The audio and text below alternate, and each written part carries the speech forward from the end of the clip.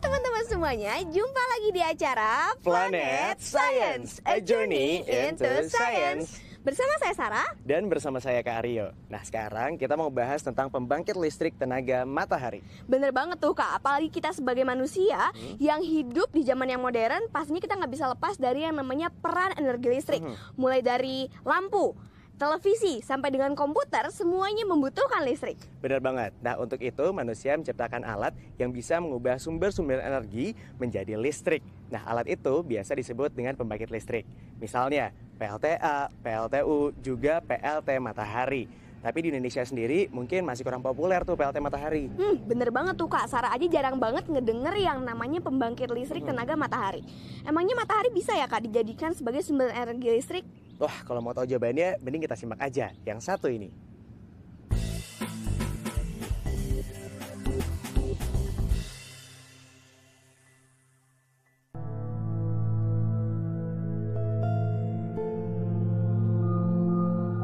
Matahari diperkirakan terbentuk pada 4,6 miliar tahun lalu. Kepadatan massa matahari adalah 1,41 berbanding massa air. Volume matahari 1.306.000 kali volume bumi. Bobotnya diperkirakan 333.420 kali bobot bumi. Matahari atau yang kita kenal dengan sang surya adalah suatu bola gas yang pijar dan bentuknya tidak bulat betul. Matahari adalah bintang yang terdekat dengan bumi yang berjarak rata-rata 149.680.000 km. Bersama ke-8 planet lainnya, matahari membentuk tata surya. Matahari merupakan anggota tata surya yang paling besar karena 98% massa dari tata surya terkumpul pada matahari. Matahari sering disebut sebagai sumber kehidupan. Tentu ada banyak alasannya. Energi pancaran matahari telah membuat bumi tetap hangat bagi kehidupan, membuat udara dan air di bumi bersirkulasi, tumbuhan bisa berfotosintesis, dan banyak lagi fungsi dari matahari untuk kehidupan bumi. Sinar matahari bersama dengan perputaran bumi menghasilkan siang dan malam. Matahari juga menyebabkan tumbuh-tumbuhan bisa berfotosintesis. Matahari juga menyebabkan adanya sirkulasi air dan udara. Dan termasuk yang paling penting adalah matahari bisa menghasilkan energi listrik. Nah, yang kita kenal dengan pembangkit listrik tenaga matahari. Energi surya atau matahari telah dimanfaatkan di banyak belahan dunia, dan jika dieksploitasi dengan tepat, energi ini berpotensi mampu menyediakan kebutuhan konsumsi energi dunia saat ini maupun dalam waktu yang lebih lama. Energi yang terkandung dalam sinar matahari adalah panas matahari sendiri dan fotovoltaik. Foto artinya cahaya dan voltage artinya tegangan. Fotovoltaik tenaga matahari melibatkan pembangkit listrik dari cahaya. Proses ini menggunakan bahan semikonduktor yang dapat disesuaikan untuk melepas elektron, partikel bermuatan negatif yang membentuk dasar listrik.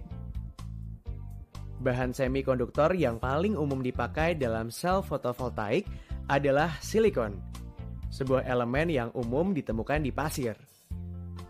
Semua sel fotovoltaik mempunyai paling tidak 2 lapisan semikonduktor seperti itu. Satu bermuatan positif dan satu bermuatan negatif. Sistem fotovoltaik tidak membutuhkan cahaya matahari yang terang untuk beroperasi.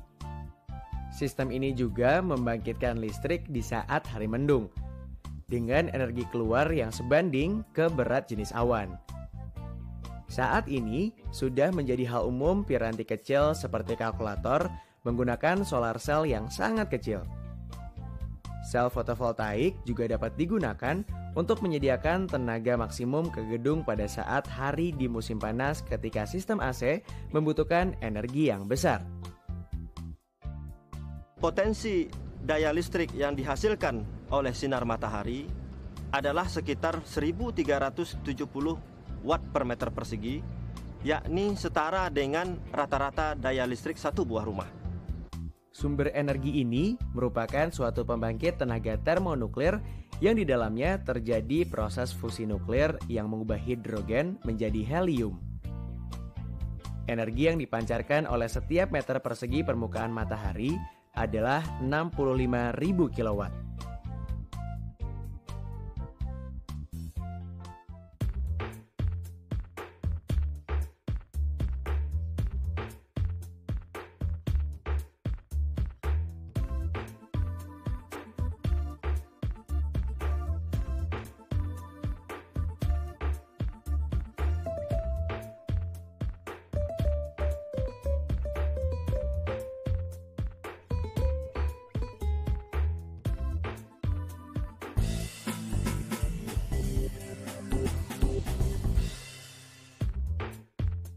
Manakah di antara 3 gambar ini yang merupakan sumber energi yang tidak terbatas?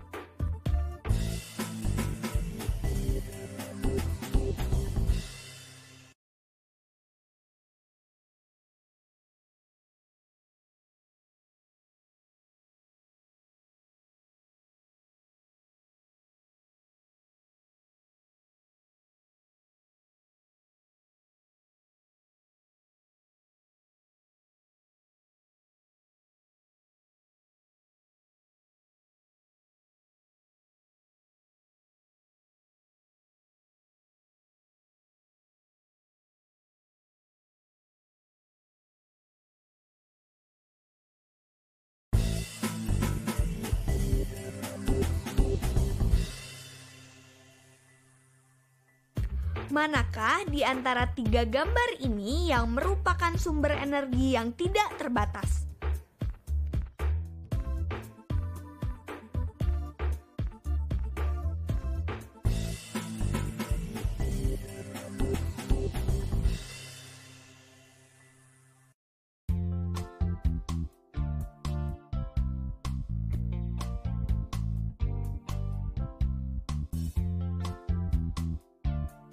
Sar, kalau matahari itu kan cuma bersinarnya dari pagi sampai petang aja nih. Berarti kalau malam PLT mataharinya nggak bisa diambil energinya dong?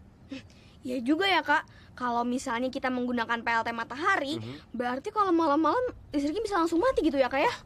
Masa sih? Mungkin untuk tahu lebih jelasnya mending kita simak aja yang satu ini.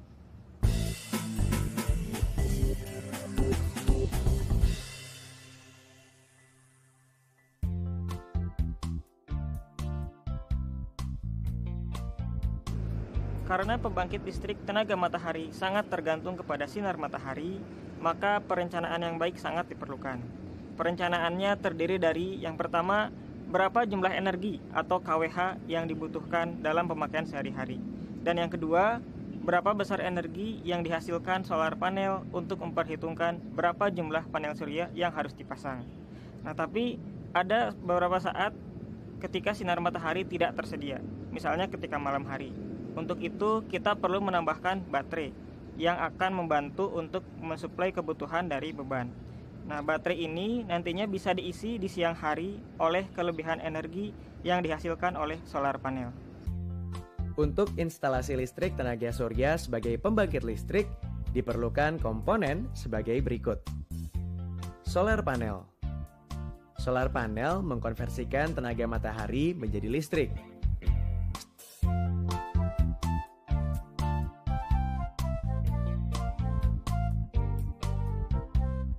Solar cell yang disinari matahari membuat foton yang menghasilkan arus listrik.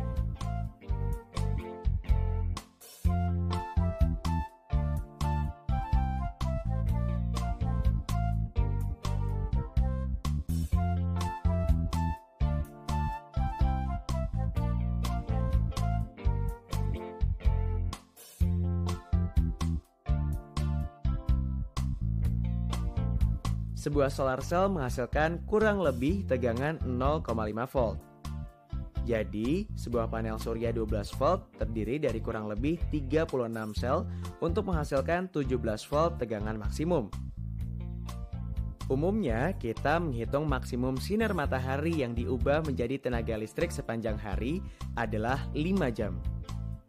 Tenaga listrik pada pagi hingga sore disimpan dalam baterai, sehingga listrik dapat digunakan pada malam hari, di mana sinar matahari tidak ada. Charge controller digunakan untuk mengatur pengisian baterai. Tegangan maksimum yang dihasilkan solar cell panel pada hari yang terik akan menghasilkan tegangan tinggi yang dapat merusak baterai. Inverter, perangkat elektrik yang mengkonversikan tegangan searah menjadi tegangan bolak-balik. Baterai, perangkat kimia untuk menyimpan tenaga listrik dari tenaga surya.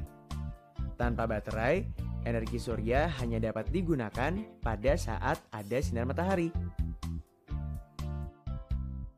Tegangan panel surya yang dihasilkan akan digunakan oleh charge controller untuk mengisi baterai. Untuk menghidupkan beban perangkat AC atau alternating current seperti televisi, radio, komputer, dan lain-lain, arus baterai disuplai oleh inverter. Panel surya terbagi menjadi 2 jenis, yaitu polycrystal atau polycrystalline. Merupakan solar cell panel yang memiliki susunan kristal acak. Tipe polycrystal memerlukan luas permukaan yang lebih besar dibandingkan dengan jenis monokristal untuk menghasilkan daya listrik yang sama. Akan tetapi, dapat menghasilkan listrik pada saat mendung.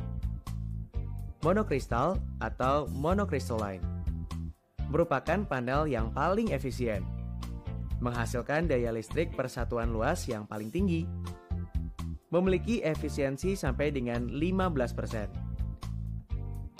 Kelemahan dari panel jenis ini adalah tidak akan berfungsi baik di tempat yang cahaya mataharinya kurang atau teduh. Efisiensinya akan turun drastis dalam cuaca berawan.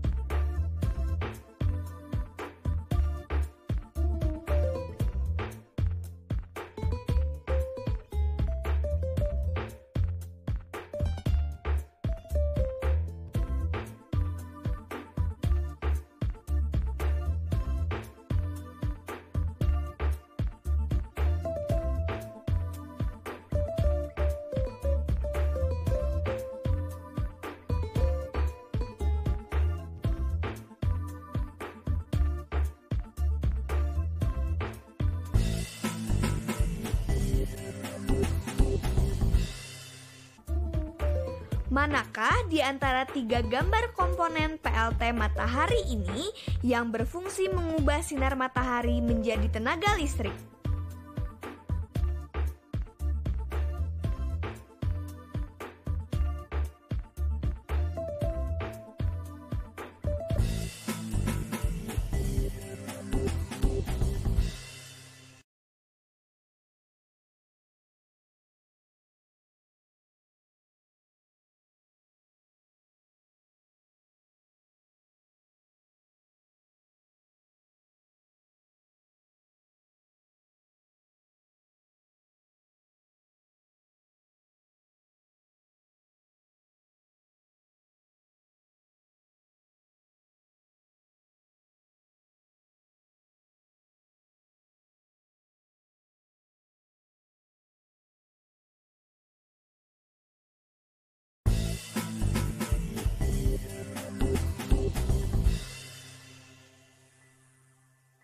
Manakah di antara 3 gambar komponen PLT matahari ini yang berfungsi mengubah sinar matahari menjadi tenaga listrik?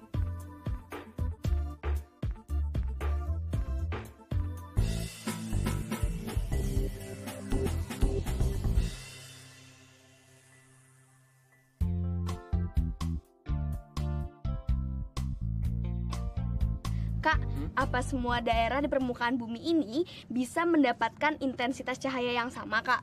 Nah, untuk menjawab pertanyaan Sarah tadi, kita lihat aja percobaan yang satu ini. Sip.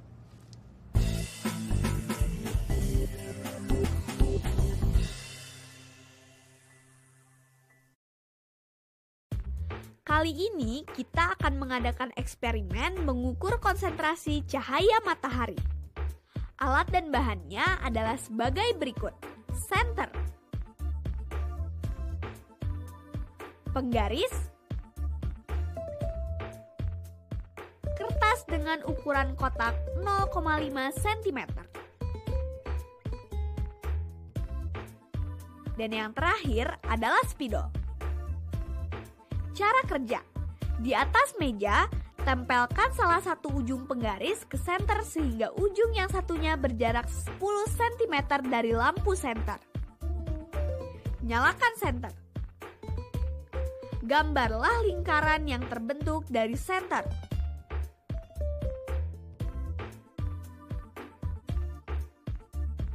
Tandai centang pada kotak dalam lingkaran dan hitung jumlahnya.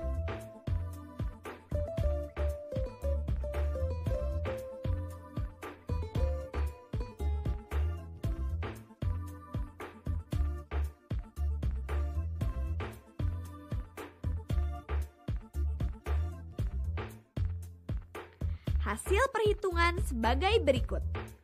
Jumlah kotak yang dihitung sama dengan 32. Luas setiap kotak sama dengan panjang dikali lebar, sama dengan 0,5 cm dikalikan 0,5 cm sama dengan 0,25 cm. Luas lingkaran yang terkena cahaya sama dengan perkiraan banyak kotak dikali luas setiap kotak. 32 dikali 0,25 sama dengan 8. Dalam eksperimen ini ditunjukkan sinar senter yang tegak lurus dengan permukaan kertas. Ketika sebuah sumber sinar menyinari permukaan dari sebuah sudut, maka cahayanya akan tersebar ke tempat yang lebih luas. Dengan demikian, semakin kecil wilayah yang terkena sinar matahari, maka akan semakin besar intensitas radiasinya.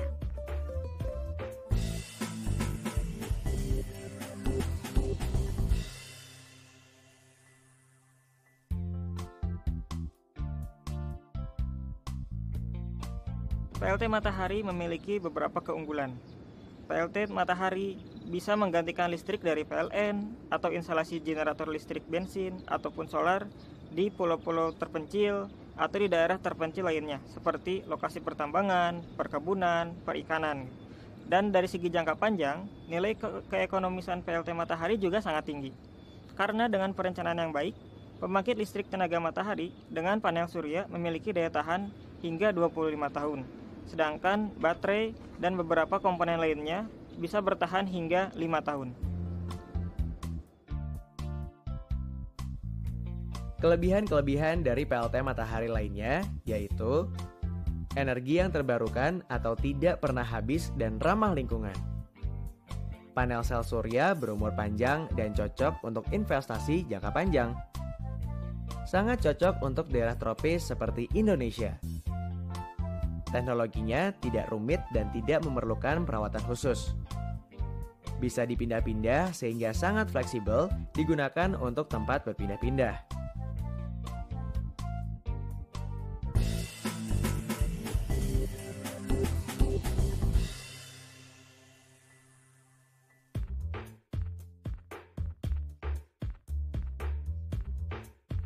Pemeliharaan panel sel surya tidaklah rumit. Cukup dengan 2 langkah mudah. Panel sel surya akan berfungsi dengan optimal. 2 langkah tersebut adalah: pertama, bersihkan panel secara berkala agar tidak mengurangi penyerapan intensitas matahari. Dan yang kedua adalah atur letak dari panel sel surya supaya mendapatkan sinar matahari langsung dan tidak terhalangi objek lain seperti pohon, jemuran, atau bangunan tinggi.